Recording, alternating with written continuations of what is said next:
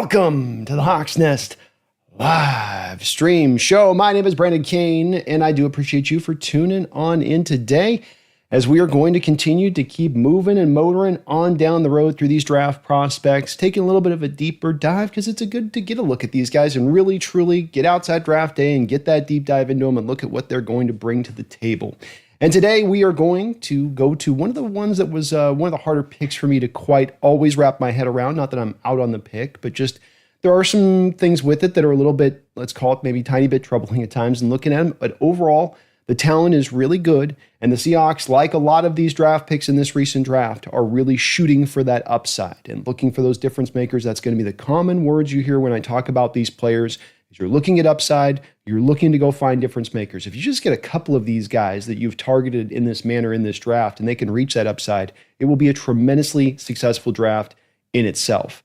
And when we come to Elijah Arroyo, there might not be outside maybe Emawari, one with more kind of upside to him, certainly at least as a pass-catching tight end and how you can use him all over the place as he's going to be used in a kind of a weaponized fashion rather than being a pure inline tight end or being a pure H-back. Based on what the team is telling you right now, they want to move him all around the place. And that even includes the X-receiver position, as they believe that he can even be able to play that in addition, which is, that'd be a pretty nice little feather in his cap, because I think it's pretty rare that you ever get to see tight ends operating outside at the X, especially if they're going to be matched up against an outside corner versus an inside or outside linebacker, sometimes where they'll flex him out wide, the linebacker will carry out wide with them. So actually getting him out of X, playing against a true cornerback, I'd love to see that if he can bring it to play. A lot of this is going to be based around how fast he really is. The Seattle Seahawks said with their GPS timing that they had him at about a 4.48 on the field time with all that GPS, and there's some supporting data to this. That's not just smoke. I think you'll see a few of the cut-ups we show today which will represent that. But of course, we have to do a bit of a guessing game when it comes to Arroyo and how fast and how well he does truly move, because we just don't have the testing times to go off of. We don't have a pro day. We don't have any real combine.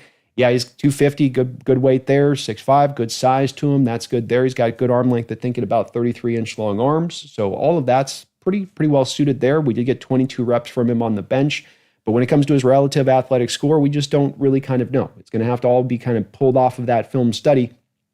And this does get a little bit troubling, too, because you do have not a rich injury history, but one injury in particular that really popped up that has been a bit of a problematic issue for him, and it's just not gone away.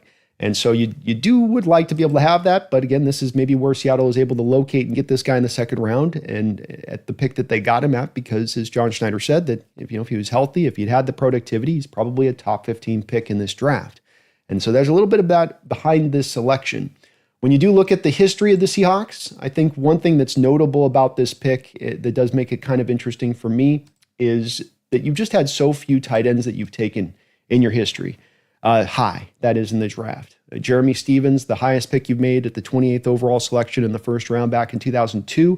You got Carlson, a second-round draft pick, John Carlson, with a 38th overall selection.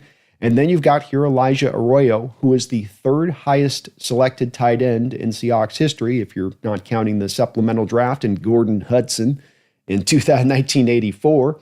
Or Ronnie Williams in 1988 at the 43rd overall selection. I guess you would technically count that as a little higher. So you're going as just about as high as you've ever gone when taking tight ends in your history here, which I think speaks to what they think about in his upside and where it is and where it's going and what they think he can capture. When it comes to PFF scores last year, these are your tight end rankings.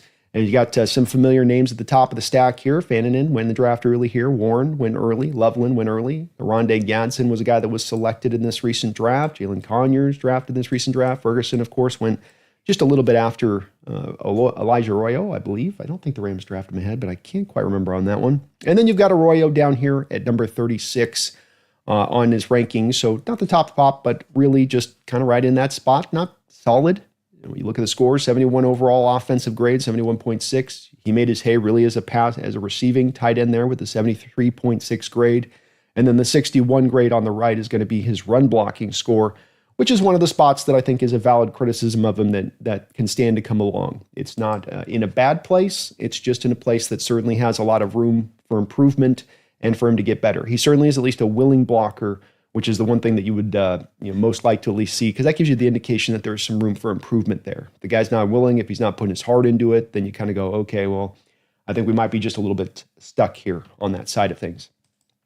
When we look at going deeper into the grades and look at some of the alignment and how he was utilized and his time there in Miami, of course, we've got to kind of deal with first the elephant in the room on this one, which is that 2000, I believe it was 22.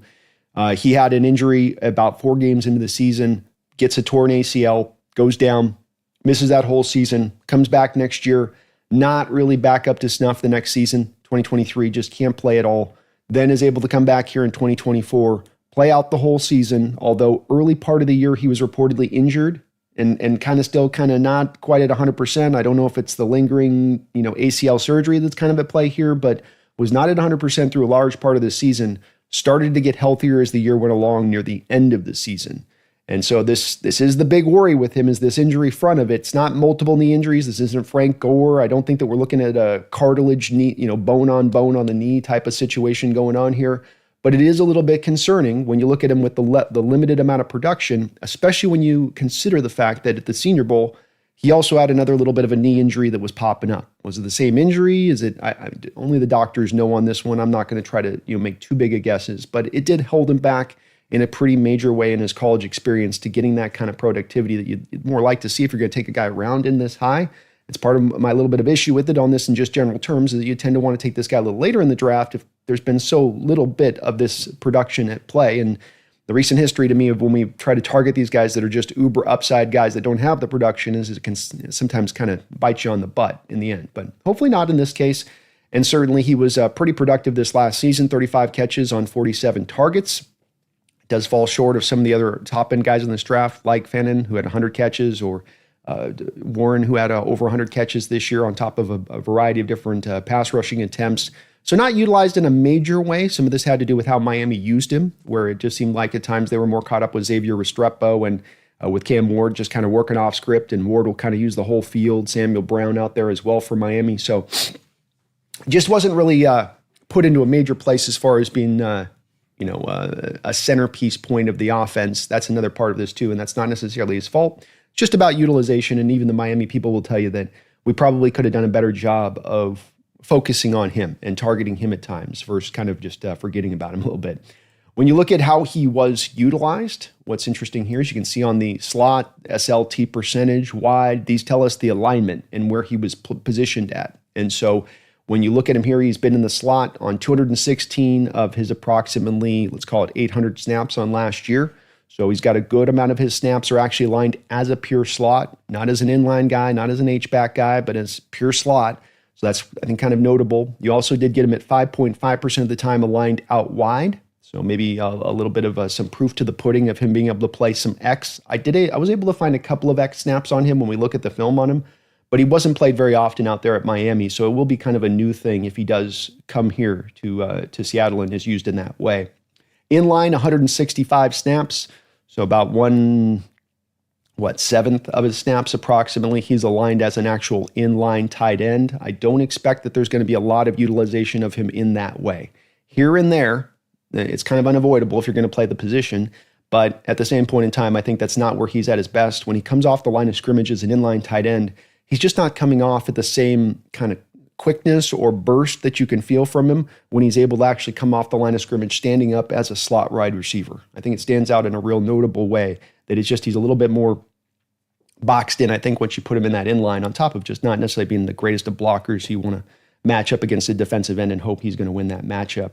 Now, he only has one drop on the season. You can see that this is what builds to having only the 2.8% drop percentage rate, and people will, try to throw some flashy stat at you where they go, oh, he only had one drop in all of his college career, which I'm not taking away from, but he also was only targeted in college 63 times.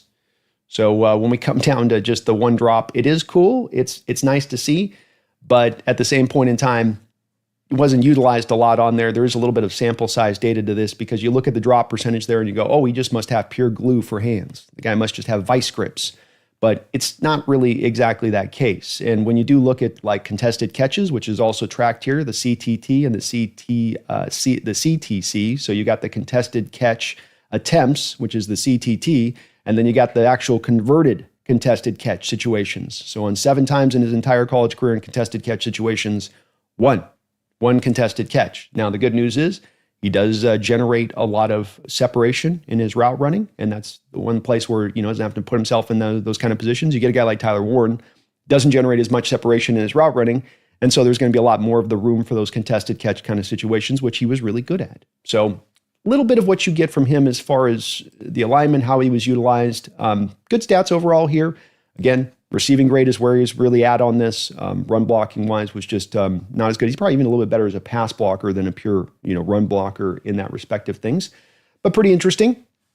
As far as a route runner, he has described his methods and ways on this, as he recently spoke with Kay Adams on her podcast about the deception and savvy that he uses in his route running, as he's got a little bit of his own kind of methodology of going about it, you could say. You got to get married to get divorced, says Arroyo, on the tip from his trainer that helped him learn to create separation from defense. You can't be afraid at getting close to a defender to create separation. I cut out that bottom part there, but just kind of interesting in that if you watch him on his route running, kind of what he says to you with it is that you got to kind of get a little bit into that body to get away at times. You got to get close to get away. And I thought that was a kind of a cool little quote on his part about what he's trying to do in his route running and how he's seeking to try to kind of get done what he's looking to get done. So let's keep going here through. I want to show a couple things. We can actually get to a little bit of the film here. I want to start showing you guys on this. So as we dive into the tape, I want to go through this a little bit with first kind of showing you at the top a little bit of the worry here and keeping in mind here just the concern. And I'm not out on this guy. I'm hopeful for this guy, but these are a little bit of the worries, as I said yesterday on this with Emma Worry. Some of these prospects we're going to be looking at on these next couple of days. You're going for the high side, but there are some things in there that are some concerns, be it with Arroyo, some of the injuries, some of the lack of production. And then when you kind of get into the production that he does have, being, okay, I don't have a 1,000-yard season from him. I have 590 yards receiving, which isn't bad in itself. But what part, when we get kind of to the tape here a little bit, part of what stands out to me with this is, get this off the tape, is how many manufactured touches exist on the tape here with Elijah. And so you have 509 yard receiving, limited amount of receptions. And then there's just a lot on him where you go through and you see so many of these plays where it's a blown coverage like this, wide open in the middle of the field, nobody's around him. Or you get down here on the line of scrimmage, read option keeper, just a flick out, nobody picks him out in coverage, touchdown, right? So that play looks like a touchdown on tape. Last one here, read option, throw it over, but defense just gets confused here. He just falls into the end zone. Again, down here by the red zone, just a stop route. Nothing he's doing here is fancy. He's just wide open because Syracuse blows the coverage. Just completely blows the coverage. So a couple of these you're going to see here. Read option, throw to the flat. 4-yard, 5-yard reception. Another one. This is a different play, not the same play I just showed. Out to the flat. Another throw here. Quick little pop pass out to the outside. He's just running in motion. Nobody picks him up. And then he's just wide open. So I want to do just a little collection of plays on this to kind of drive home the point on this, that there is good snaps on here I'm going to show you. There's plenty of him going out there just purely winning. But there's a lot of this too on the tape with him. And when you are looking at some of that limited production then with the tape on him with it, you go, okay, but it's, there's a lot of this and then I have a lot of production. So there's very limited snaps to where he's just purely going out there and winning at times on the tape with him. So just want to show those to kind of get that a little bit across. It's not to try to hammer it home. Another spot of this is that working with Cam Ward, and a helpful part of working with Cam Ward is that you're going to get a lot of off script kind of plays too. So here he goes on his initial route. Let me show you here. Doesn't get an initial win, and I'll get the highlighter so you guys can see where he's at here. Where do I got him at? So we got him right here, operating out of the slot here for you. And watch out on this play again. Initial ain't going to be open. He's actually got a little separation there, but you end up with 2 receivers in the same place basically here. If you look down, he's running a crosser, and the outside receiver runs an out route here. So you end up with two guys in the same place, which is probably what threw Cam Ward off. Two bodies right there. But then Cam runs around, does the little scramble thing. You get Elijah here is going to then see number 8. He's going to then break off, run a secondary route, get open, throw him the ball, 20-yard reception. So there's also some of these on tape too, where I'm getting manufactured touches and then I'm getting the off-script Cam Ward stuff. Now, he works good on off-script stuff. He keeps the route going. That's in itself, as we've seen with guys like Tyler Lockett or DK Metcalf, that can be a skill in itself to be able to break off your route and be able to extend plays like that. But again, we come back to just a little bit of the limited production, manufactured touches, off-script stuff, and then I've got a real small kind of sample size I get to work off of here, kind of on the true reps. Now, there are some really good reps here, though, so let's not undersell that part as well on this side of it. You get some real good stuff with him here operating out of the slot, running a crossing route. So you're looking at him over on the left side. That's number 8 that you're looking at right there on the left side of your screen. Runs a nice crossing route. He's much better on in-breaking routes than out-breaking routes as far as the route running goes. It's a little more sudden. But a guy at 250 pounds like this, cutting it off really well. Cam Ward, of course, with a just brilliant throw. That's perfect ball placement on this. But good route running. He can really stab his foot in the ground and break back across the formation on these kind of crossing routes. Looks really good on that. I've got a couple crossing winners, I think, on this one. Okay, so this is not one where he's actually getting targeted. But I did want to just show him here. He's essentially kind of lined up as almost a quasi-X here a little bit. He's up on the line of scrimmage here. But I like this route running from him. You're watching on some of the reps of when he isn't targeted to try to get a better understanding, because we don't have always a lot of the targets. And the inside linebacker here jumps well into the route, takes it away. But hopefully you can see kind of there's some smoothness to him on those in-breaking routes I was talking about, where he can get his feet.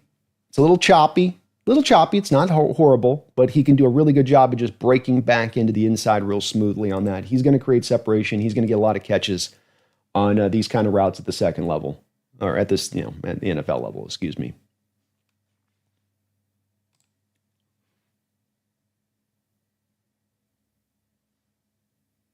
All right. Find where I had my guy out here. Okay, so he's going to be at, again, not a play where he's being targeted here. Just want to show off a little bit of his route running. So he's going to operate out of the slot. You got 5 wide here from Cam.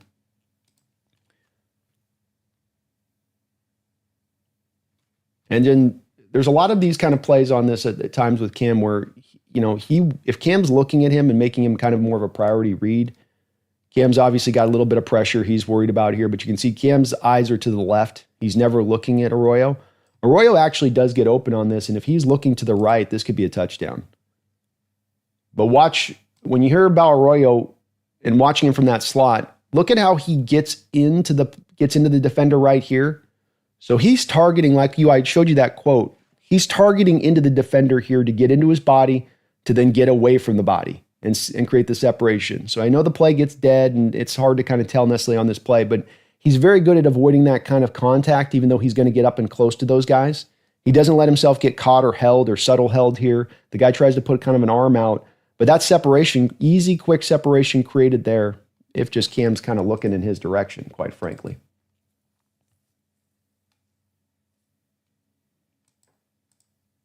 Another one of those in-cutting routes, want to highlight here. So he's in the slot again. Notice you're getting real few snaps here where you're going to see him in line or as an H-back where you're just behind the butt of the tackle. And again, this is going to be that in-breaking route where I just want you to notice how good he is about just stabbing into the ground, cutting up to the right, really changing that direction for a man at 250 pounds, and it creates separation. I know he's not targeted here by Cam, but creates the separation nonetheless. And these are going to be, I think, his big wins on his routes. These ones right here. I think this and the seam stuff is where he's going to make his money. It's where he's going to be at his best. Again, just to kind of highlight in this again, touchdown catch here, beautifully run route. You've seen this kind of route me show you a couple times already with him, and you get to see it here again. Gets up the field with some good burst, pitter-patter steps right at the stem of the route, breaks in, creates the separation. You can see here the defender, as he's approaching the defender here to the left side of your screen, number 8. That defender's got he initially starts to cut inside, but then he cuts back to the right, the defender, because he can't quite tell where he's going. It's a great indicator that Elijah's got him a little bit fooled on what direction he's heading with. Breaks open in the middle of the field and is wide open.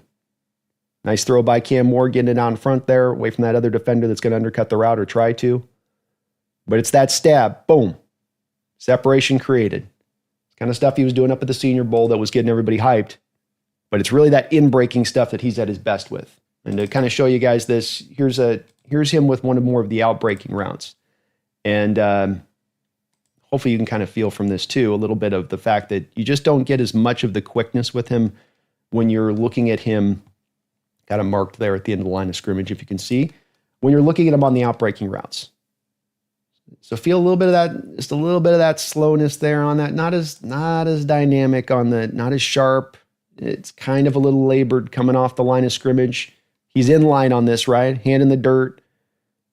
A little slower coming off the ball. Just this matches up to what I have on a few of his reps, where I've got more than a few of his reps there, where when he's coming in line and coming up, it's not as quick. And if he's got to outbreak versus in break, it's not quite as quick on those kind of routes with that either. But overall, at the end of the day, the route running is really good, and this is a centerpiece of his game and shouldn't be undersold as far as being overhyped necessarily. He definitely runs it well. This is another play like the one I showed you before where, in my opinion here, Cam really should be looking at his mismatch here. I think Cam gets a little bit caught up on how many defenders he's got around the line of scrimmage here, but he's got his mismatch with Elijah. I think he thinks the safety help over the top is going to be there to eliminate this route. But Elijah, again, operating from the slot here, and another one of those skinny post routes, or skinny fade, sorry. Kind of a skinny fade route, and you can see him stick his hand up saying, hey, I got him. He sort of creates a rub route here with the other defender and his defender, and then he's got his hand up, says, I got it. And if Cam puts this out in front, this is a touchdown. I know that doesn't look like a lot of separation, but that defender's behind him right now, put it in the back corner of the end zone, TD. Instead, you got Cam looking to the left. This is where we come back to why, when you go to talk about a guy's production, it's really simple to sometimes go and look at things that are, well, was injured and just wasn't healthy, or, just wasn't getting open enough, but it's always, you got a lot of reasons for it. How was he considered in the offense? Was he made a priority point in the offense? Was he the main targeted guy? Was he kind of the third wheel? How was it? I don't know if I'd go on to say fully third wheel, but you do see plays like this where you go, man, you've got a TD there if you're just looking the other way, but it just so often on tape with Cam, you're seeing him look in other directions. And this does fit to what Miami program has said a little bit of Arroyo, that we could have used him a little bit better. We could have been more of apt in trying to get him target a little bit more often and make him a little bit more of that centerpiece of what we're looking to do. Another really key part on top of those in-breaking routes that's a really great spot, a great thing in what he does, is going to be the seam routes. This guy is a seam buster if I have ever seen one. And this is absolutely a skill as a tight end. You've got to be able to get the field fast. And a lot of times you're trying to, in seam, especially when you're getting sort of a cover 2, this is going to be more of a cover 3 look here. But in a cover 2 look especially, you're looking in the seam route to beat the middle linebacker up the field between the two seams. But over and over again, you see him get off the line of scrimmage with some good quickness. He's got separation, nice hole here for Cam Moore to throw into. The linebacker doesn't end up carrying completely up the field as much as he should, but that's all it takes. So watch that middle linebacker who starts in faking a blitz, and that faking blitz basically cuts him off from being able to get the depth then on Elijah Arroyo on the throw. As you see there now, you got 4 or 5 yards of depth between the two. But he's really good up the seam. Quickness, speed, he'll make the tough catch. He gets clipped down here right after the grab. Nice job, good toughness on the catch there. Those hurt those ankles on those big tight ends. But he's going to be very good on the seam. Here you get another angle of it here from the all-22. Reaches back, makes the catch. Well done. So the next place you're going to be able to really attack, and it's not to be undersold. When I talk about the cover 2, what's happened now in the NFL is we've got the cover 2 shell proliferation going on. And so with the cover 2 shell the old school cover 2, what you'd do is you'd run your 2 cover 2 shell safeties out here, and they're half fielding it, right? And then you have a little bit of vulnerability into the middle of the field between the hash marks. And then what you tend to do old school wise is you'd ask your middle linebacker to run like hell 20 yards down the field and sort of take that middle point in between the hash marks. He doesn't have as much coverage space as the safeties, but you're kind of doing like a 3 safety look with the middle linebacker in center field, a little more restricted view. Much of now the cover 2 shell is at times taken that middle linebacker and sort of thrown that away, kind of left that vulnerability to the open middle part of the field and said that, well, this is every place in the field somewhere defensively, you're going to have a little bit of weakness.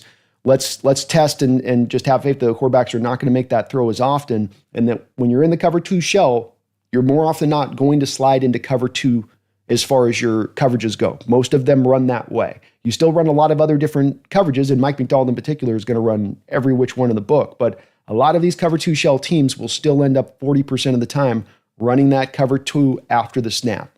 And with the middle linebacker now removed, like you saw in that previous rep there, when the middle linebacker gets removed from things, you've got a wide open hole in there. And what you saw with that linebacker on that last snap with him faking the blitz, that's also a lot part and parcel of what you're getting in the modern NFL game, where these inside linebackers want to play games with the offense. They want to show something. Well, now you showing something or you creeping up to the line of scrimmage, you're opening up that vulnerability that much more onto the back end of things. Another one here, that's another seam roll here that I want to show you. Another seam win here. Cam with the play action. Bam, right down the middle, separation. I mean, look at how much separation's here on this route. That's definitely an indicator of speed. But just right up the field. And you're really going to test defenses out if they're going to try to lean to the edges and try to take away essentially your deep shots on the outside the hashes, outside the numbers.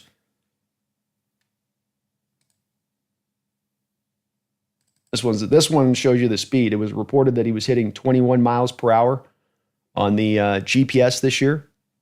I think this is probably the play where he does that. 21 miles an hour for a tight end who's 250 pounds, by the way, is tremendously fast. Those guys do not get up to that speed. But you got him here, aligned again in the slot. Commonplace that we've seen him here on these highlights. He's just going to get up the field and he's going to surprise the defense with his speed. It's a little bit of a fake to subtly set this up. It's definitely a blown coverage because you're looking like you're going to set this up as a bubble screen, right? And it's going to go out to him, go out to Xavier Restrepo. They even kind of look like they're blocking it up. They kind of stifle their release off the line of scrimmage, and then he just hits the NOS, hits the turbo button, and he's right up the football field. Speed is absolutely part of this kid's game. Something you're going to see from him a lot. When they say 4.53, I think it's legitimate. Here's another angle on that one I showed you a second ago, up over the top. Look at the little stab step he does. Remember I told you on the thing at the top that he has a real big part of what he's trying to do is get into the defender to get away from the defender. So he's away from the defender here. But watch this stab step there, right there. That stab step there to just kind of freeze the defender for a second. And then he's right past him. I'm going to run at full speed so you can see it again, but watch the stab. Boom. It's a little just subtle. This is route running. Route running ain't about major moves sometimes. It's about the subtle move. It's about the little tricky thing you're doing. But he could just run this straight up the field. He could do no stab and just run up the field. But that stab, boom, causes the poor step right there. Boom, boom. Watch the defender. I want you to watch the defender here. That little step there that pauses him. It just pauses him and gets him to dip down for a second. And then that's all he knows. That's all he needs. Because he knows you're not going to get back up to speed as fast as I am. Even though I outweigh you by about 40 pounds. It's not going to matter. I'm still going to get up over the top on you here. So speed is legit. The testing times the Seahawks have referenced with him and that this is what they got the GPS. That's not them manufacturing it or creating it from nothing. Yes, we don't have the testing times. But the testing times become less important than ever because teams are putting more of the onus on those GPS times. How fast are you really with 30 pounds of gear on you versus being on a track and all the conditions being perfect? You know, which one tells you more about the other as far as, speed goes and whatnot on that side? All right, let's keep it rolling here. I mentioned crossers were a big part of where as well I think he's going to have some good sustaining power on this because crossers take advantage of that speed, let you get really long into your route as a tight end. And I think that that's going to be one of the spots you're going to see him here. What I like here is he looks a little bit better coming off the line here than I see on some of his reps because he's in line here. So when you look at him here, he's going to be the inline guy. Just a little bit of a better release on this one than ones I've seen here. He's going to be the top of the formation there to the left-hand, far left side of the formation. I can't really tell from that angle, but good explosion off the line here. gets into the route faster. Crossers, seam balls, he's going to win on those. In cutting routes, he's going to win on those. I mean, these are really where I think he's going to make his hay. And that's against a corner there too, folks, not a linebacker that he's doing that against. Pretty impressive. All right, so let's check and see how we can do as a run blocker, right? Because that's going to be a part that we want to be paying attention to as well with this. And I would say as a run blocker, he is willing, I will say. Definitely willing. He's going to be at the top of your formation here as kind of in an H-back alignment. But he's not going to sustain much. Here, gets into it, does a good job. That's about as good a rep as we'll see with him. You're not getting, there's no movement here. What his best hope is to get stalemates. And if you're able to use him more as a receiver on the outside, then that's certainly going to be a matchup that he can dominate as a run blocker much better than when you put him in line.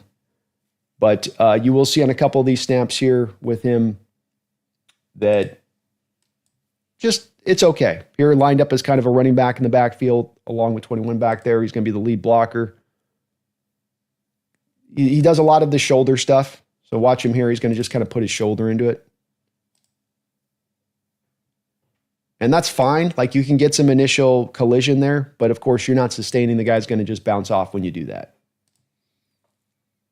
And I think he sometimes uses the shoulder stuff because he just doesn't trust as much his strength to be able to really anchor in and knock the guys back.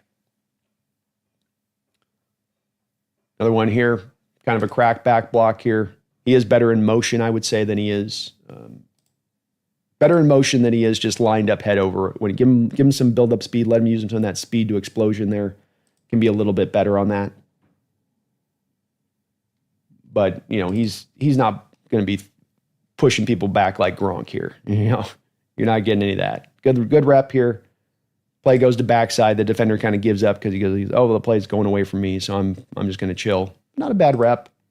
He's willing. He's getting in there. Look, that's a good leverage win. Gets low on that. This guy's 6'5", so he understands got to get low. The willingness is there is kind of what I'm saying. There's room for improvement on this. I don't think he'll ever be a devastating blocker, but he's not also going to be necessarily a huge detriment into that way as well. A crack back is rare. Really, I think he'll be his best. So this kind of stuff where he can use his shoulder, and it doesn't have to be about locking my arms into the inside of your chest and, you know, really using my length. But let me just come back around, use a little bit of my quick distance speed, and then just kind of lay it into you a little bit. That's kind of where he's going to be best. Another crack back here. Coming across the screen, bam, shoulder into it again. You can see there. He'll be really good at this. You're going to do a lot of this in the scheme, by the way. A lot of crack back blocks. You hope to kind of catch the end surprised, right? You leave him unblocked and then you make him think like, ooh, it's Christmas. I'm going to get a free play. And then you suddenly have a guy right in his face, just, you know, drilling him. So that part, good. That part definitely good. Another one here, pulling out in front, kind of like a fullback. Nicely done. Put your shoulder into it. So in these blocks, he'll be fine. But when you got to get him more heads up, I think that's where you're going to have a little bit more issue with him on trying to make it roll with him. A couple of just cool reps here. There's a little bit of DK Metcalf in Elijah Arroyo. Just a little bit of DK Metcalf. What do you mean by that, Brandon? You mean he's like super fast? No. There's a little bit of chippiness to him. Okay, so he's going to come back here. Kind of hard to see. I know there's a lot of white. I'm going to have a different angle. I'm going to show you on this one too, so you'll be able to see it a different way. But he's going to kind of be coming back across the formation here off of the read option look here. And then watch what he does to the defender in coverage. So what do I mean by kind of like DK? What do I mean by that? You know, he's got there's a little dog in him. There's a little dog in him here. He'll just knock a guy down just for the hell of it. You know, he's not against it. Give you a different angle on this here. Watch him pull back across the formation. He just decides, I'm just going to push him down. That's one way to get open, man. That's one way. But he's a little mean. I like it, actually. It's not a negative thing at all. But in watching some of his reps, you can feel that there's definitely a little bit of some chippiness to him. Another rep kind of similar here where he's in the backfield and catches a guy who's been blocked initially and just kind of drops him. So take a look here. You got him as number 8, coming back across the formation here post-snap. And comes back and just knocks the guy up on his butt. So, a little chippy. A little willing to give you a little extra there. I like seeing that in him. That encourages me. How about X? Few X, and X, of course, is, X is going to be your outside wide receiver. This is what we're being told right now is going to be potentially a commonality of the way that they use him. I don't think they're going to use him 100% of the time out there, but they're saying they want to use a little bit of him at the X. I do wonder if some of this will be more for kind of goal line situations, like you're going to see here with the Miami and how they used him on this one. But he's down there in the left-hand side of your screen, so he'll be right down here. He's in a pure on-ball situation, so an X is going to be on ball. They're going to have to deal with press coverage. Can he do that? He's not targeted here, but I just want to show I had 2 reps here I was able to find on the cut-ups of him aligned out of X. Not sure if he's going to be quite quick enough to kind of get off those corners on that outside. I certainly think he can deal with the press coverage, but he's going to be quick enough to really, create separation in there off of that. I don't know, especially when you consider the fact he's not really a contested catch guy. So, ask him to line up here as an X and then run a fade. That's not really going to be, I think, as much of his game. But, doesn't look bad here doing it. Another X snap here where he's going to be at the bottom of your screen.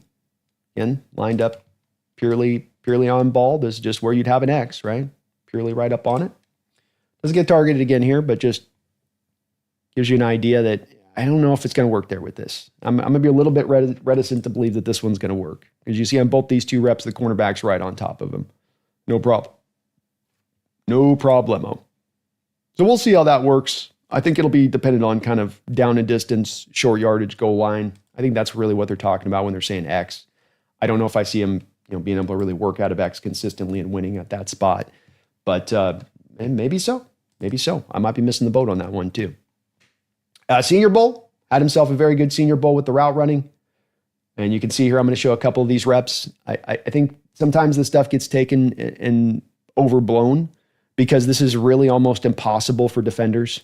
You've got nobody else on the field, a receiver that can run a 2-way route, go wherever he wants to go. And I'm sure they tell him, make your moves and make a decision about where you're going somewhere, but he was cooking everybody. Everybody was getting cooked up at the Senior Bowl by Elijah Arroyo. Everybody was. Get the feet here. Look at that. That's receiver-like feet there with that. Boom, boom. Inside, outside, back in, separation, wide open. Again, what do you want the corner to do in these situations to me? Like, that's hard. That's hard work. But that's a 250-pound man moving like that. And 250-pound men don't move like that. They don't have that kind of, cutting ability. It can be a little choppy at times, but look, you're not going to get it perfect at 250. This will work. This will get the job done. Certainly will create separation to the next level. One more rep here. Here, just getting on top, using the speed. There's nothing fancy in this rep at all. Starts up the field. So starting up the field, attack that inside shoulder, get him to lean, get the defender to lean. See, lean, start to get him to lean, and then you cook him on the outside. There you go. It's created so much separation, the defender's not even close there to get in on the catch. It's hard to see from that angle, but nice bit of route running from him in the Senior Bowl. That solidified it for people that were looking for him. In many ways, him and Gray Zabel would have been kind of similar. Gray, you wanted to see the level of competition at the Senior Bowl, and if he could stand up to it with this guy, you had so little tape on him. You wanted to see him up against top end of competition. You wanted to see him kind of at a full health, and if he could be running and could be rolling, and you got to see that there from him out at the Senior Bowl. So I think we've got a good idea of what this guy brings to play as far as that upside goes. Route running, there's a collection of a couple specific routes that he can be absolutely deadly on. And in this offensive system of Kubiak, those routes are going to be baked in. Absolutely, they will be.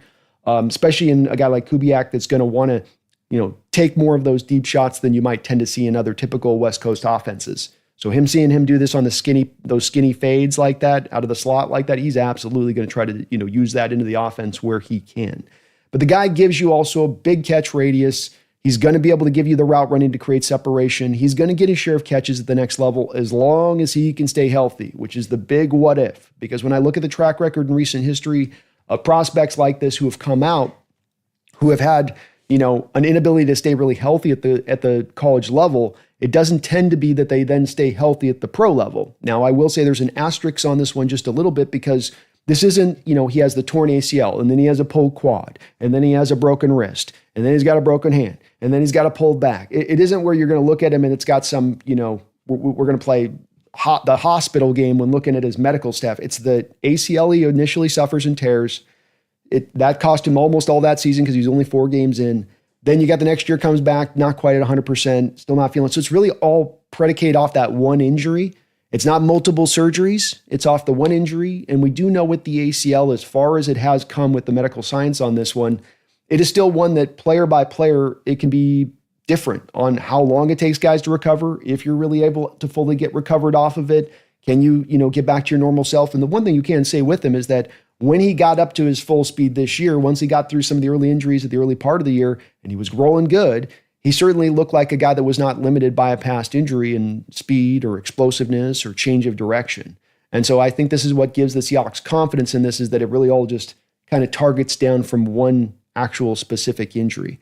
But this guy's going to be a weapon. You're going to use him all over the place. It's going to be from the slot to inline to H-back to maybe even some X, move him all over the place, let him be a mismatch at times out there. And it'll be fun to see if he can be that guy that they found here that is really the not the diamond in the rough, but the guy you're able to take advantage of on the injury situation that all the other teams are passing for this one specific reason. They probably look at him and go, look, he's not the greatest of blockers, right? But they go, the pass catching's dynamic. His ability is that. That's all real. It's this injury thing that holds us back from jumping in on him. And you've done this on a couple of players recently. You did it with Jackson Smith and Jigba, of course, with him losing his whole final year to a hamstring injury. And you still said, okay, we're going to, I think he was even still working through the hamstring injury during his testing. But you thought, look, we're going to be able to take advantage of this. Every other team's not going to have the imagination to understand that this player is going to get over this injury. They're going to get too caught up on that one thing. And we're not. We're going to look at what he brings to the good side of it when he is healthy, with the thought that he can get healthy. And so I can get where they're coming from on the confidence of it. There's a couple things on this that just give me a little bit of the hesitancies with it, but I don't deny the dynamic pass catching element to what he does bring to the table. That part is going to be real. And even as a blocker, while he's not a devastating blocker, while he's not going to really move people off the line of scrimmage, you can use him as a move blocker in space, and he will go in there and be willing to put his hat in there and put his nose in there and get dirty with it. He's not going to be a guy that just hates contact and shies away from it. You could tell that from him on the tape. So there's some encouraging signs even on that front of it, even though I don't think he'll ever be a real inline dominating kind of guy on that inside there. You're always going to kind of, I think, keep him off the ball, let him move around a bit, have him in motion prior to the snap. These are the best ways, I think, to utilize him.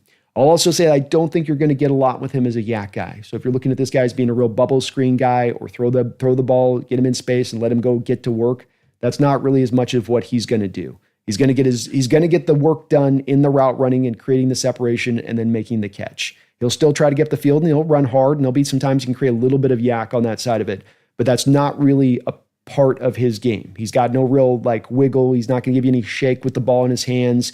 He runs strong, but he can be taken down relatively easily when you got him heads up in the open field. So a guy with a lot of potential. I like this guy a lot. I think draft day, a lot of people thought I was just completely out on a little bit of my reaction to it. And it's not. It's just that it just felt a little bit, tiny bit early on this for a guy with some of these things that are there that are, none of these things are super major. None of these things are, this should just haven't been removed off the board. You just don't take this guy to this. It's just a little bit early in that spot to grab a guy with some of the production limitations that are there, or some of the injury limitations there, some of the blocking limitations that are there. Just a little bit of that, the lack of ability maybe to play inline as much. But if he can become a receiver and he can really work as a receiver and be able to be kind of a guy that's a true hybridized kind of player between tight end and receiver, well, then you're able to get more productivity from him in a non-traditional way that you would not be able to do with other tight ends. I think that that's completely fair. And I'm hopeful that that can be what we're going to see from him, because getting him to be able to work and utilize in that way, there's very few players like this in the NFL that can be tight ends that can truly work as receivers on the outside. It's inline, it's H-back, and that's how those guys tend to be kept. Unless you're going to try him down the goal line, you get him on the outside, and he's really there to just be a blocker against maybe a cornerback on the outside if you're trying to run a outside zone to that place down in the goal line. You're not going to very often have him out there. So that's going to be really the interesting part with Arroyo from my perspective. of if they're really going to use him in this way, and then if he can be effective in that way. I thank you guys for watching today. If you can, for me, please do hit the like button. We're going to be keeping this running through. If you guys are just kind of jumping in new to the channel here, we've been changing up the format here as we go into the new season. We're going to be doing daily shows here 5 days a week. I've also going to be trying to get a couple of little extra shows moved in on Saturdays and Sundays here as I can kind of fit it in. So be on the lookout for this, as we are going to be coming at you guys every single day, 5 days a week, and a little bit on the weekend as well with that. If you could for me today, please do hit that like button. We got a couple of donations, and let's get these covered up on. But thank you guys for watching today. I hope you guys are liking the new content, liking the new style. Just wanted to kind of change things up here a little bit. We'll still be getting some long live stream shows in for members and patrons of the channel here shortly, maybe on Sunday. But we'll be kind of popping into the kind of new style here now. Thomas Cox, thank you for the $5 donation, Thomas. Fan Fest will be exciting. I definitely voiced my opinion. Hell yeah. Let's go. Let's go, Thomas. Well, thank you for the $5, man. FanFest would be a cool thing to go check out. It's one of the unfortunate parts about not being kind of local in Seattle that I can't quite get as much of an opportunity to go check those out because I'd be all over them if I could. But hopefully that'll be a lot of fun. Thomas.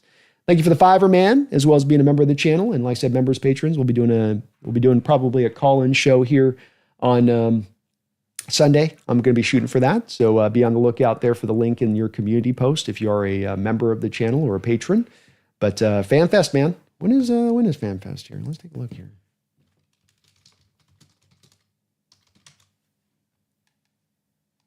July 9th. Okay. There we go. Yeah, that would be cool to see. Mr. Kane Black Cat's name is Xena. Xena, Princess Warrior, man. She is a hunter and a destroyer of worlds. DJ, thank you for the $2 donation. He says, so he's Kyle Pitt. Little bit. There's a little bit of Kyle Pitt's stuff in there. Yeah, I would say. I think if you took those two guys and you put them on a 40 time and you tracked them that way, I think that they would be probably pretty close as far as speed and quickness goes. Trying to see if he ran a combine to Kyle Pitts.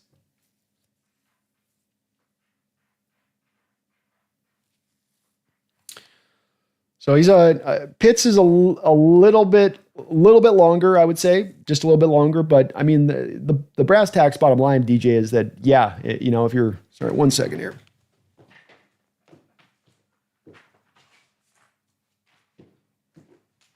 The comparisons between them would be much more closer aligned than they would be further apart. And that would be, of course, Kyle Pitts is who he has been as a pro. You always kind of got to do that thing, DJ, where you say, okay, it's not necessarily the freak guy that you thought you were getting out of a couple of years ago with Kyle Pitts, and that it's not quite to that level of it that caused him to be a top 5 pick. But the guy that he's been as a player, it is kind of more closely aligned, I think, to that in what he's been as a player. And that this is kind of a flex tight end. You're going to kind of move him all around the formation. You're going to look for those mismatches that you can find. Can you get him targeted on a linebacker who struggles at times to move his feet in coverage? Or a linebacker that you can get with him in his route running style, that he can get the linebacker to stop his feet, and then he can get his feet picked up faster than that linebacker or that safety trying to pick him up in coverage and kind of zone coverage. Because this guy's going to be a zone beater in a lot of ways, where you're sitting there with some cushion. He eats that cushion. He now puts you in the predicament of going, what do you want to choose to do? You're gonna try to lean on the stem of my route, which way I'm going to go with it, or you're going to keep yourself clean over the top and just try to get yourself with some depth to the back side of it. But yeah, I think that there's definitely going to be some of those elements to his game. I would say the other part that's a little bit different between the two of them, DJ, is I think that he's a better route runner than Kyle Pitts was coming out. But then Kyle Pitts is much better in the respect of the contested catch stuff and being able to reel those balls in when there's guys hanging off of him, or it's a really, really tough catch in that way.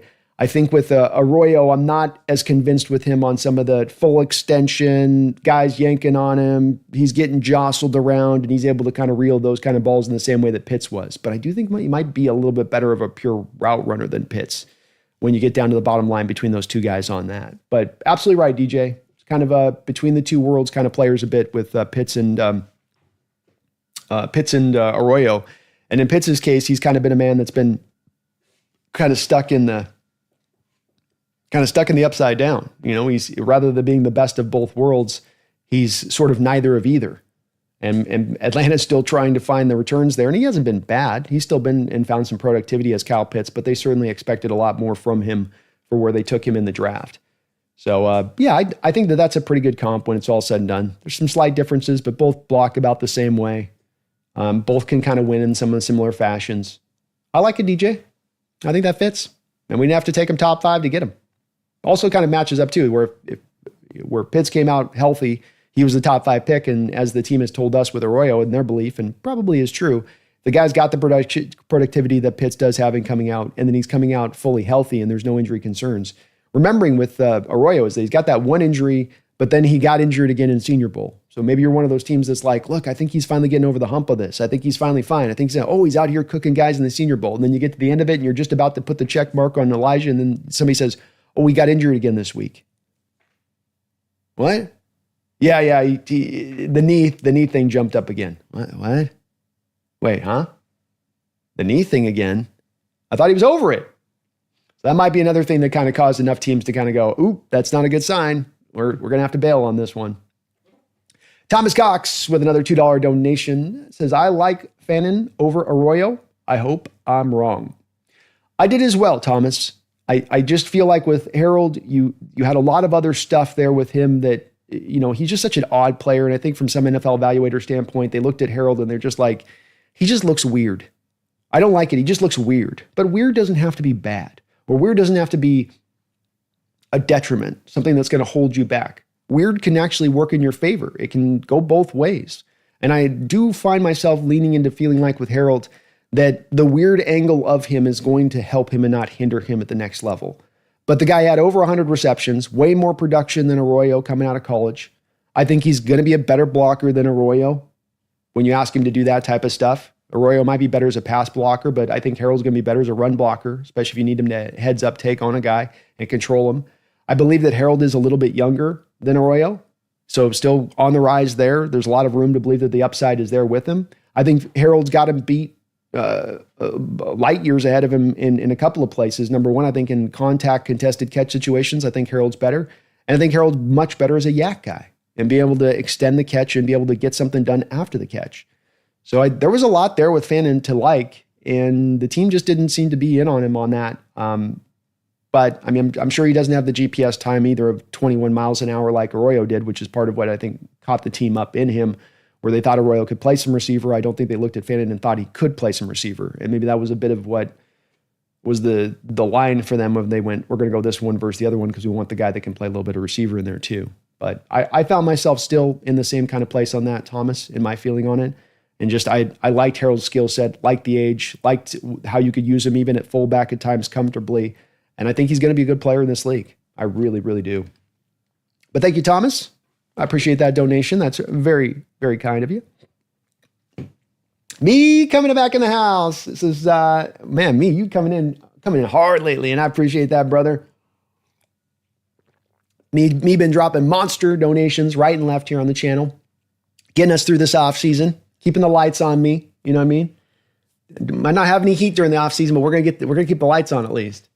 And I thank you, man, for that big $50 donation. Dropped a big old 100 yesterday on the chat. You've been dropping big old donos throughout this offseason in that way, which is just huge because a lot of people do check out offseason. They're going to baseball. They're not all here and always tapped in here. But I know you're tapped in me. And I thank you, man, for that $50 donation. Very, very, very kind of you. It says, pumpkin out. Best Hawks, pumpkin out. The best Hawks content out there. Love it, B. Well, thank you, me. I'm hoping we're going to expand this year. It's always about expansion. It's always about trying to get you guys more. I think that there's some maybe initial thinking here with not doing as many of these long live streams as we do 2 big long live streams throughout the week, which is great. But I think this is going to give me more of an opportunity to be able to get you guys more consistent content at all times throughout the week, into the weekends, and just get more stuff out to you guys. That's going to be the hope in kind of the general thrust of a little bit of this change. But it seems like it's resonating really well with you guys, and you're digging it, and we're going to keep this going. So you guys can count on I'm going to be rolling all the way through this offseason. I don't want to slow down. I want to just find that right adjustment here. We're getting right into right into that honey spot here for the upcoming season, right in that right particular area. But me, you are the man. Thank you for the $50 donation. It's the sun's come out now here, me. We finally got through spring here in Southern Cal. And so now the sun's out. And first thing when that sun comes out is that cat's going to go find that sun spot, right? The window with the golden light coming through. And then they lay themselves into the light and do this move, That's her move, man. So she's stretched out about 4.5 feet long, tail to head, right in the middle of the sunshine, just loving life. Loving life right now as it warms up. But we'll get her back on here. Let's see. Well, I got her move. She heard me talking about her. Now he's going to come here. Come here. Me wants to say hi, Pumpkin. Come here. We'll see if she comes. She's kind of on her own time today, me. She's having a pumpkin day today. Thank you, though, man. I appreciate the big old donation, and that's very, very kind of you, man. We'll get Pumpkin back on the stream here at some point. She's got things to do, man. She's busy. She's a busy girl. Dogzilla, thank you for the $2 donation, Dogzilla. He says, Elijah Arroyo's comparison is to Fan. I have heard this one presented, Arroyo. I know Daniel Jeremiah yesterday in talking to Brock and Salk, I think presented that comparison of Arroyo. I can see it. I mean, I can see it. They're what they both work off of initially. And when you look at, okay, what's the first skill? Oh, look, you finally joined us. What's the first skill that you see from them that does stand out to them in what they bring to the position? And I think that the initial skill you would say that you see from them is speed and some explosiveness. That's the first thing that you kind of gravitate in and go, oh, I think that they both have pretty good hands for the position. I don't think it's a lead or anything like that, but I think it's definitely good. And so you would say that that's another skill, which that's probably the second skill off of Fant that you'd go to if you're going down the tree of his greatest assets. It's explosiveness, speed, hands. And that's definitely, when you go with Arroyo, these are the places you'd go to him as well. And then the next one would be route running. Before you get to blocking, before you're going to get to how they are as yak guys or any of that, then you go to blocking. And those things are all similar. I mean, even the kind of lack of yak, average blockers, but explosive, route runners, good hands. Those three things I think are absolutely fits between the two of them. And because those are the three forefront skills each of them bring to the table, I think that the comparison is very fair. It feels about right. I mean, it does just feel about right. I mean, it's even down to the part of, with both of these two guys being drafted, Dogzilla, you're looking at guys drafted that you're projecting out heavily to what you think they can be for where you're drafting them. In Fan's case, he's coming from a college that just doesn't tend to throw the ball enough to get the productivity out of him. In Arroyo's case, it's a little bit more of the injury-derived reasoning on it. But on both of them, that you're looking at them and you're saying their physical ability, how they are built athletically, how they can run their routes, their upside there is so much more beyond what they've shown in college. And you are doing a little bit of that advanced math. So even down to that, I think that the comparison fits pretty well there, Dogzilla. It does. They don't quite look the same as players. That's the hard part that gets me the comparisons. I usually like guys that they move the same way. They got a similar gait, maybe similar kind of the feel of length to them and whatnot on that. They do kind of move a little bit differently to me. I feel like Noah can be a little bit more smooth. But the bottom line is that I think that's as good a comparison as you'll find for Arroyo. I don't know if I've got a better one. Thank you, Dogzilla. I appreciate the donation. Thomas Cox, thank you for the $2 dono. Is Horton White better than Marquez Valdes-Scantling? Ooh, good question. I think that Horton is a more complete player than Marquez Valdes-Scantling. Scantling's more to me of a deep threat guy. He's kind of a bit of a one-trick pony in what he brings. Now, the one trick he brings is better as a one trick than probably Horton or White have. But in White's case too, probably a guy that might have a little even more fuller skill set than Scantling as far as just complete ability goes. Just he may not have kind of the explosiveness or speed to get it done at the next level. That's where you come down to the 7th round pick. Is Ricky White the 4.6 140 guy that he was tested out at the combine, or is he really the 4.48 guy that was tested out at his pro day? Because 4.61 at his size probably not going to work at the pro level. 4.48, he can make that work. Horton, I'm a little bit more confident in, and that's obviously the reason why he was drafted higher than White with that. But in Horton's case, and I'm putting together the cut-ups right now, just going back through the film on Horton again for the show on Friday. And I keep coming back around again and again that the guy's just got a full skill set. He can run every route in the book. He's got enough speed to take it up, to take it the top off the defense. His hesitation move, his stop hesitation move in the open field is absolutely his custom move, and it's one that he is absolutely able to just free up and extend the run after the catch time and time again on the back of it. Maybe he's not going to go break it for 50 yards, but he'll get you another 10, 15 yards just on the back of that little hezzy move that he pulls. That's very, very impressive. But I think his catchability, his ability to really have a wide catch radius versus Marquez Valdes-Scantling, which I think has a little bit more of a limited catch radius, is another part that I would give him the onus on. So White's a possible of being that way, Thomas, but Horton's the guy that I absolutely would feel that way with. Horton is a guy that, in a lot of ways, it's again the similar thing of we talk about with Jackson Smith-Njigba, or we've got here with Arroyo, where you have a guy that has, his final season of college is just limited because of the injury situation, and that this is a really big part of the forefront of why teams just don't want to be in on him. I mean, he's still dealing with the injury even now. He wasn't able to really participate in OTAs. But you take that one thing away with the guy and you go, okay, well, what do I have to kind of fall back on is if he can get over the injury, what player am I getting? And in Horton's case, what's interesting about him is that with Arroyo, you got really no production other than this 1 year where you get about 600 yards receiving. But with Horton, prior to this year's injury, he had 2 years of 1,000 yards. He had 18 touchdowns in 2 seasons prior to this final year where he got a little bit dinged up. And so you actually have way more productivity to go off of than you do with guys like Arroyo on this one. And so I'm not sure why Horton would have felt kind of as much of that, as much as maybe just teams do have a lot of worry about that injury being a bit more problematic long term. But I love Horton's tape, and he brings so much to the table. There's a reason I called him the complete package. I think he can play X. I think he can play Z. I think he can play slot. He's a guy that can be an absolute dynamic punt returner for you. And then he's also got, of course, the ability even to sling it. Thomas, he's like 5 of 6 for like 160 yards in his career as a trick passer on those kind of plays in addition to that. So, I like Horton better than Marquez. Marquez, though, does fit to a role that you need on this team, which is you needed speed. Once you lost DK, you didn't have anybody in here who's going to really rock that. That's not Jackson. That's not going to be Cooper Kupp. We know that's not going to be Jake Bobo. You had to have somebody in here who had some legit speed. And the one real probably difference you go to, I know Horton did a 4.41, I think 40, but I want to say Scantling was like a 4.37. Like he's a real burner. He can fly. And so you need that guy as much as anything from within this offense to be the guy to run the coverage off. You got Marquez out as an X or as a slot. You have him run up the field, takes his corner, takes the safety out of the field. You run the routes underneath it. A big part of what you're trying to do in this system with the route running is to kind of attack zones, run one guy out of the zone with the first guy, and then bring the second guy in behind him.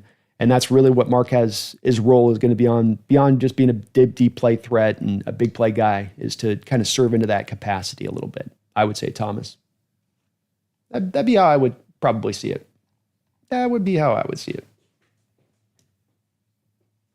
And that's Edison Fonsette's point. That's kind of my point on this too, would be just that he's the deep threat for now, Marquez Valdes-Scantling. Is this going to be the permanent approach to the position? Is it just going to be him? No. If there's an injury to Marquez, would I expect them to try to go find some speed somewhere else? I would.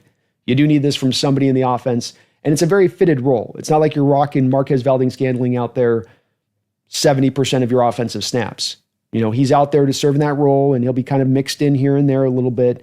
A lot of this offense is moving the chains. It's just that you want to have a Marquez Valdes-Scantling there, or in the case of Arroyo, a guy there who can keep the defense honest. You don't get to squish us on the short routes with your zone coverages. You've got to keep your guys to depth. You've got to keep the cover 2 back there. You've got to keep your corners and off coverage and having them drop back, because if you don't, we're going to make you pay the price for doing so. And that's that counterbalance on this offense, because inherently the offense is always going to be a little bit of a pick at you kind of offense, slowly work our way up the field. But then defenses will get used to that. Then you've got to make them pay the price if they're going to try to cheat. You got to keep defenses honest with this kind of offensive system. Because if you don't, they will have a tendency to cheat and they will squish down in those routes, and everything gets compressed really fast at that point if you don't have the guy that can really take things over, take the top off the defense. Kind of just a requirement. All right. Well, I thank you guys for all of those donations today. We will be back again here tomorrow. I'm probably going to be mixing up some other content too. I'm working on some reaction here, a little bit of the Vegas. We got Vegas giving us 7.5 wins, so I think we're going to be trying to get a little extra show up there for you guys on that. I want to kind of respond to that and give you guys a little bit of a background on how Vegas has done in recent history here with tracking your Hawks. And with these win totals and whether they've been on or off. Spoiler alert, Vegas tends to get it wrong with us. They tend to short sell us if you look over a recent 10-year period. And even when they get it wrong on the side of giving us too many wins prior to the season as their projection, they tend to be wrong by like only one game. So it's not like they're saying, oh, you're going to be at 12 wins and then we were at 8. It's like, well, we thought you were at 10 wins and you're at 9. We thought you were at 9 wins and you were at 8. So Vegas does tend to, for whatever reason, sell on us. I know it's not in their interest monetarily wise, but if you're looking for a place that might be a decent little bet there on that, you never know on that one as we get down to it with that, as we go closer. It worked out last year for you folks who laid down on their 7.5, but we'll have another one of those shows up here for you shortly. Tomorrow, we're going to be coming back and looking at another very controversial prospect in this draft, one Mr. Jalen Milroe. Another one that's taken me a little bit of time to try to kind of wrap my head around.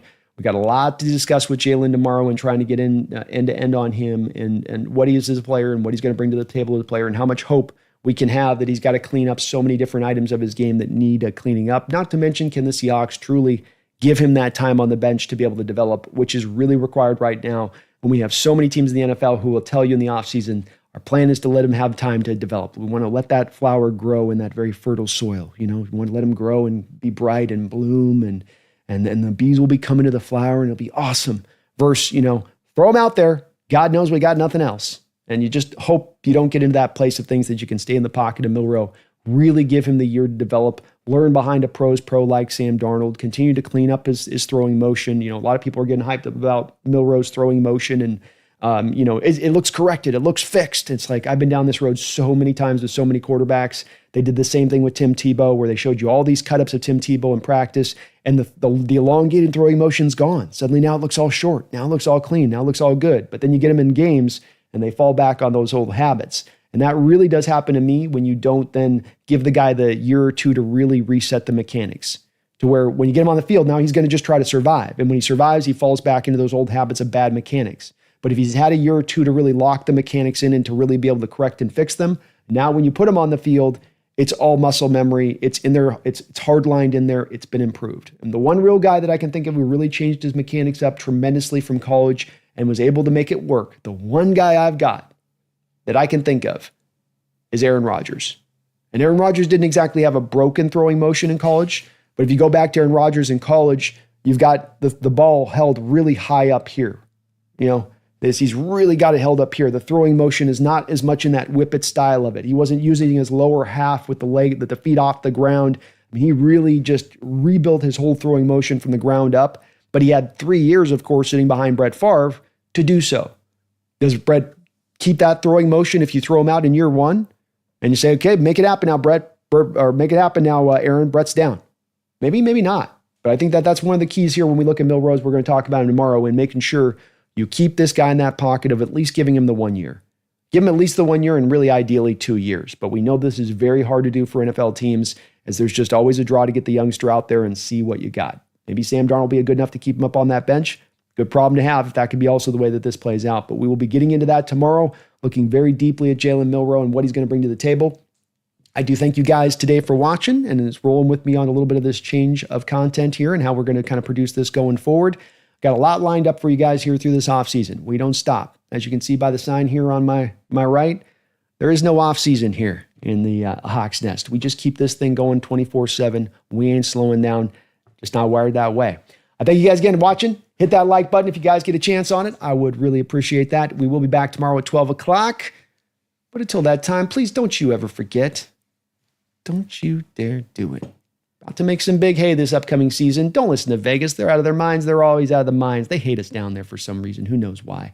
We're getting ready to do some things this year. So have some optimism, have some faith.